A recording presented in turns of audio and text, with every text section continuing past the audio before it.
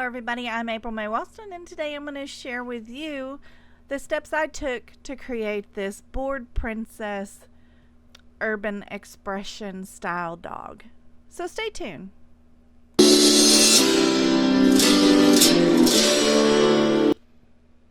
So I've sketched out my design onto this rock, and now I'm just starting to paint it. I'm going to do the base coats, thin layer of just straight paint, and then I'll start doing washes on top of it like I do in most of my paintings. So as you can see, this is obviously not a realistic dog. This is what I term urban art. Well, I didn't come up with the term. I think this falls under urban art, or urban expressionism. Is that a word? Anyway, it falls into that realm. And believe it or not, this actually came from a reference photo that I found on Pixabay, which is a free stock photo website where you can find inspiration and you can actually paint from those photos without having to reference the photographer or pay them anything. They're completely free reference photos that you can use. Again, that website is Pixabay, and I'll show you a picture of what that dog actually looked like. So as you can see, she's super adorable. He. I think she looked like a girl, so I just turned her into a girl, and then I just take kind of her position and facial expression and then turn it into my style of painting for these particular creatures. I would actually love to paint this dog on just a regular canvas as she is. I think she's really cute.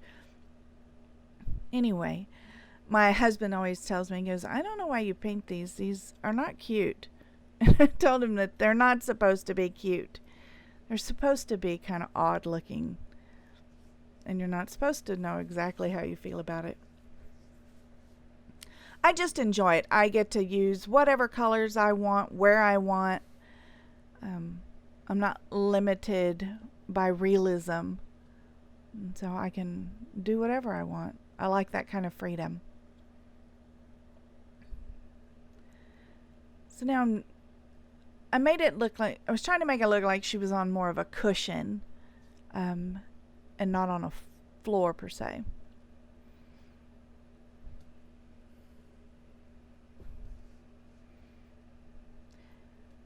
And then I wanted her to be all white instead of having the markings that she does in the photo.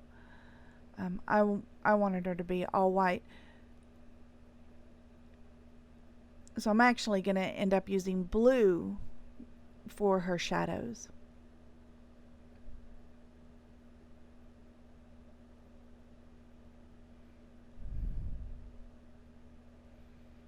I'm using kind of a purple and mauve combination on her pillow.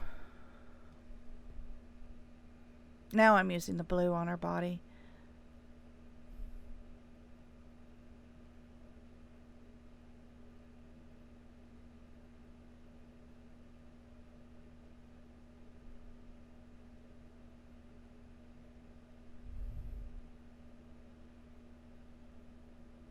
And I'm just going over this in thin layers of kind of glazing layers where I add water. You could also add a glazing medium. It changes the kind of the drag of the paint. So I like water a little bit better, but use whatever you want.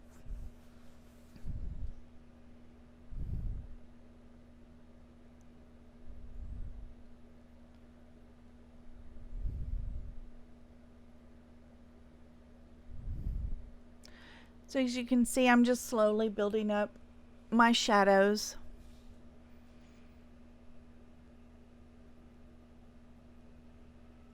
It's always easier to keep going darker as opposed to trying to lighten it all up. It's not super hard with acrylics once you let them dry, but like if you were going to use oils and not let them dry, it'd be a little harder.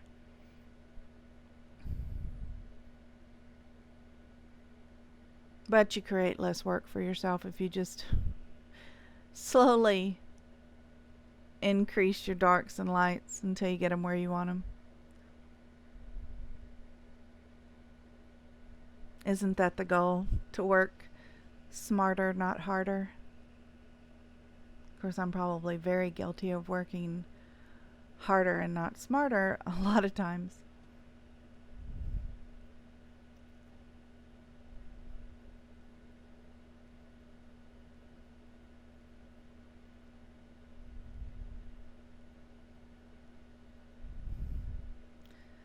I'm about out of frame here. you get kind of in a zone and you forget that you need your rock to be in a certain area of your desktop. At least I forget. And I was like, oh no, I don't even know if any of this is being filmed. So I decided to make her eyes green. I like real contrasting colors and just bold, but sometimes I do colors that don't go well together, and then sometimes I'll do more complementary colors. It just depends on what kind of mood I'm in. I do these in people too, the same design in people. I just haven't put them on a rock yet. For some reason, my husband likes the people. We call them my girls. He likes those better than he does the animals.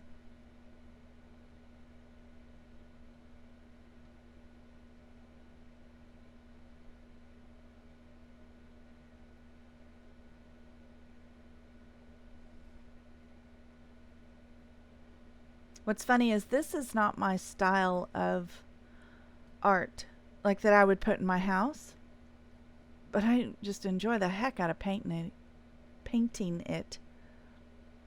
in this style. I guess I should put that.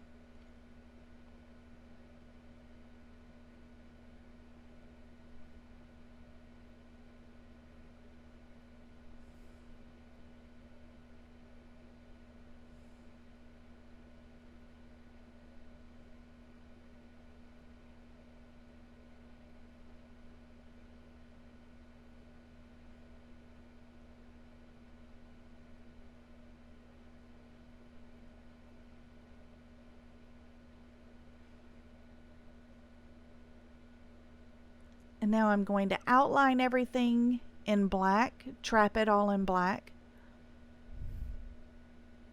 Normally, if I were going to do this on a canvas, I would have painted the background white. I would have done the outline first, then I would have filled in the sections like in a coloring book, painted it, done the shadows and highlights, and then retrapped it again just to clean up the black lines. But since I'm drawing on or painting on a black rock, I do it at the end.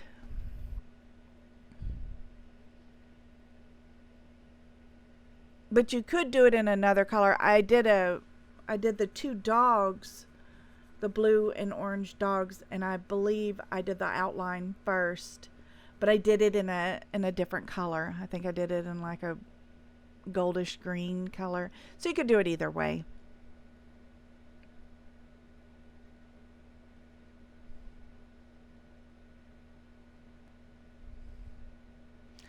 And then I gave her some fingernails, like human fingernails.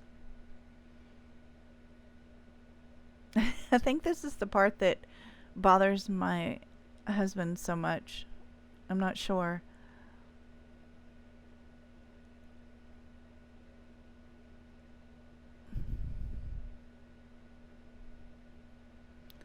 But come on, she's a little diva, right? So she's got to have long nails. And working on her eyes to I have a couple of more videos that I've already recorded that I just need to do the voiceover on, but I think I have finally figured out my lighting situation and why my colors aren't coming out correctly in the videos. So I think I have, I don't know, let's see, I think I have about 6 videos that I've already recorded that I'll be posting in the next week, and then I will have the videos with the new lighting situation, and hopefully they will look better.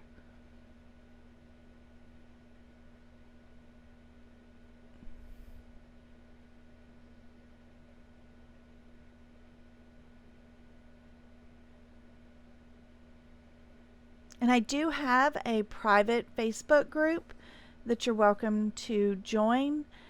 It's where I post all my videos there first, the links to my videos there first.